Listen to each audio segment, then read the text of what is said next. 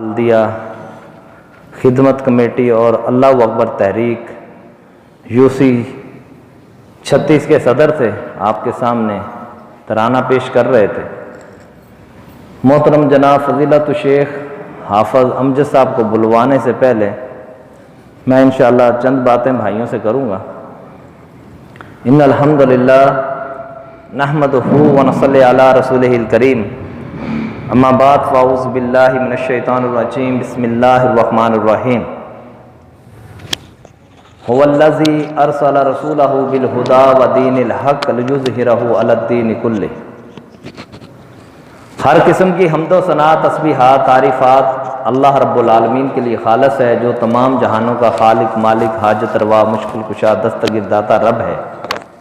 لاکھوں کروڑوں درود و سلام امام الانبیاء جناب محمد رسول اللہ صلی اللہ علیہ وآلہ وسلم پر۔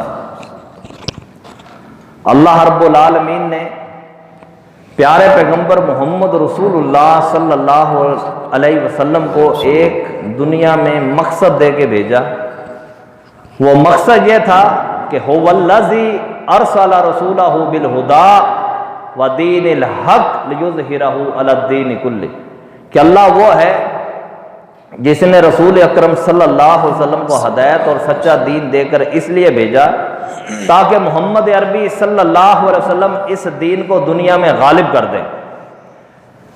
اللہ کے رسول صلی اللہ علیہ وسلم دنیا سے چلے گئے ہیں، اب دین اسلام کو دنیا میں غالب کرنا آپ کی اور میری، ہم سب کی ذمہ داری بنتی ہے۔ تمام اہل محلہ سے میری گزارش ہے، تمام ماؤں اور بہنوں سے میری گزارش ہے جو ان کے بیٹے، بھائی یا شوہر گھروں میں موجود ہیں اس کو مسجد میں بھیجیں۔ کیوں؟ کیونکہ اللہ کے رسول صلی اللہ علیہ وسلم کا فرمان ہے کہ جس جگہ پر اللہ کا قرآن سنایا جائے، نبی کا فرمان سنایا جائے، اس جگہ کو فرشتے گھیر لیتے ہیں اور آسمانوں تک چلے جاتے ہیں۔ تو میرے بھائیوں، اللہ رب العالمین فرشتوں سے پوچھتے ہیں یہ کون لوگ ہیں اور کس لیے جمع ہوئے ہیں؟ فرشتے کہتے ہیں یا اللہ یہ تیرے وہ بندے ہیں جو جنت کو حاصل کرنا چاہتے ہیں، جہنم سے بچنا چاہتے ہیں۔ تو رب العالمین فرشتوں سے سوال کرتے ہیں، اے میرے فرشتوں، کیا ان لوگوں نے میری جنت اور جہنم کو دیکھا ہے؟ فرشتے کہتے ہیں نہیں۔ اللہ فرماتے ہیں اگر دیکھ لے، فرشتے کہتے ہیں یا اللہ اگر یہ تیری جنت کو دیکھ لے تو دن رات تیری عبادت کرتے رہیں، تیری حمد و ثنا بیان کرتے رہیں، تیرا ذکر کرتے رہیں، تیری تسبیحات کرتے رہیں، کبھی رکوع میں، کبھی سجدے میں، کبھی قرآن کی تلاوت میں، ساری زندگی وہ اسی کے اندر گزار دیں، اور اگر تیری جہنم کو دیکھ لے تو گناہ کرنا تو دور کی بات، گناہ کے قریب نہ جائیں۔ تو اللہ رب العالمین فرماتے ہیں فرشتوں پھر گواہ ہو جاؤ، میں نے ان سب کو معاف کر دیا۔ تو یہ اتنی بابرکت مجلس ہوتی ہے کہ جس میں اللہ کا قرآن سنایا جائے، نبی کا فرمان سنایا جائے، اور یہاں سے فرشتوں کا گزر ہو جائے اور فرشتوں کی لسٹ میں ہمارا نام آ جائے تو رب کعبہ کی قسم ہے عرش والا رب ہمارے گناہوں کو معاف فرما دے گا۔ تو اس لیے یہ جو چوکوں چراہوں میں ٹی ویوں کے آگے موبائل میں لگے ہوئے ہیں، گھر میں فضول بیٹھے ہوئے ہیں، ان سب سے گزارش ہے، ماؤں بہنوں سے گزارش ہے کہ ان کو نکال کر مسجد میں بھیجیں۔ اگر ان کا نام بھی فرشتوں کی لسٹ میں آ گیا تو جہاں اللہ کی رحمتوں کا نزول ہو رہا ہے وہاں پر آگے بیٹھیں گے، رب کا قرآن سنیں گے، نبی کا فرمان سنیں گے، یقیناً اللہ رب العالمین ان کے گناہوں کو معاف فرمائے گا اور ان کو جہنم کی آگ سے بچا کر جنت کا حقدار بنائے گا۔ تو یہی مشن ہے۔ مشن تو بہت بڑا ہے، پوری دنیا میں دین کو غالب کرنا، یہ ہم سب کا مشن ہے۔ جب ہم آدھا گھنٹہ درس کے لیے ٹائم نہیں نکال سکتے، رب کا قرآن سننے کے لیے ہمارے پاس ٹائم نہ ہو، نبی کا فرمان سننے کے لیے ہمارے پاس ٹائم نہ ہو، اللہ کے دین کو سمجھنے کا ہمارے پاس ٹائم نہ ہو، تو یاد رکھیے تو پھر ہم دین کو دنیا میں غالب کرنے کے لیے کیسے ٹائم نکالیں گے، کیسے وقت نکالیں گے، کیسے مال خرچ کریں گے، کیسے جانے دیں گے؟ صحابہ اکرام کی لائف کو دیکھیں، ان کی زندگیوں کو دیکھیں، پوری زندگیاں انہوں نے اللہ کے دین کے لیے وقف کر دی، تن من دھن اس دین کے لیے قربان کر دیا۔ اللہ کی قسم اس دین کے لیے، اس دین کو سیکھنے کے لیے ایسے صحابہ کھانے کے لیے روٹی نہیں ہوتی تھی۔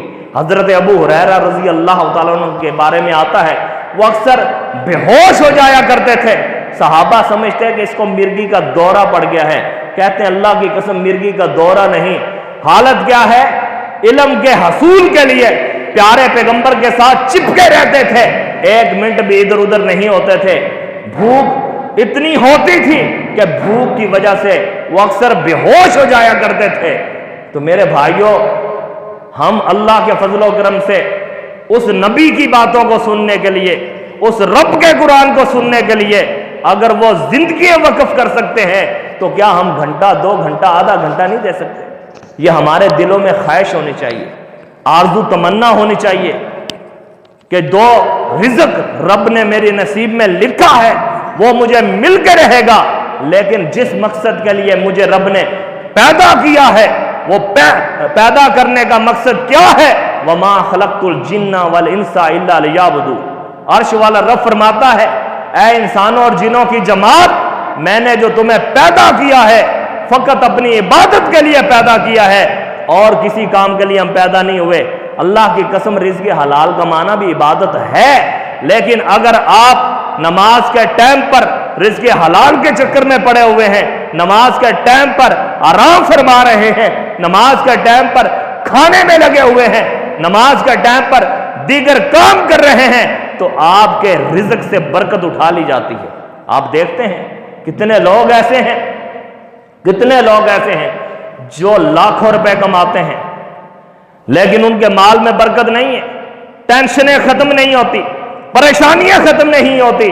آپ ذرا دیکھیں ان لوگوں کو جن کی تنخواہیں سب سے کم ہوتی ہیں، وہ زیادہ تر مسجدوں کے امام ہوتے ہیں۔ 15,000 تنخواہ ہے، 20,000 تنخواہ ہے، الحمدللہ ہم سے اچھا کھاتے ہیں، اچھا پہنتے ہیں، پاک صاف رہتے ہیں۔ ان کے گھروں میں آپ دیکھتے ہیں بیماریاں کم ہوتی ہیں، وجہ کیا ہے؟ وہ 5 ٹائم باجماعت نماز پڑھاتے ہیں۔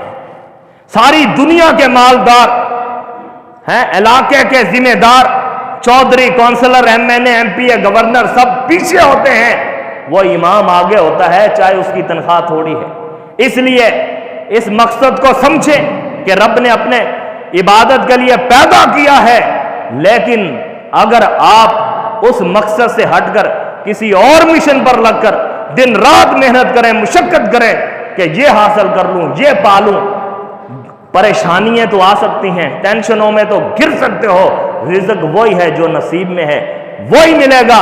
تو اس لیے اہل علاقہ سے، ماؤں بہنوں سے میں گزارش کرتا ہوں، اپنے بچوں کو، اپنے بیٹوں کو، اپنے شوہروں کو، اپنے بزرگوں کو مسجد کے لیے روانہ کریں۔ اب میں بلا تاخیر دعوت خطاب دیتا ہوں محترم جناب فضیلت الشیخ حافظ امجد اسلام امجد صاحب کو، جو اپنے مخصوص انداز میں درس قرآن ارشاد فرما کر آپ کے دلوں کو منور فرمائیں گے، اور اس کے ساتھ ساتھ الحمدللہ یہ صوبہ سندھ کے دعوت و اصلاح کے ہمارے ذمہ دار ہیں، ہمارے زون سی کے کراچی کے ذمہ دار ہیں۔ یہ انشاءاللہ مخصوص انداز میں پنجابی سٹائل میں قرت کے ساتھ، سر کے ساتھ درس ارشاد فرما کر آپ کے دلوں کو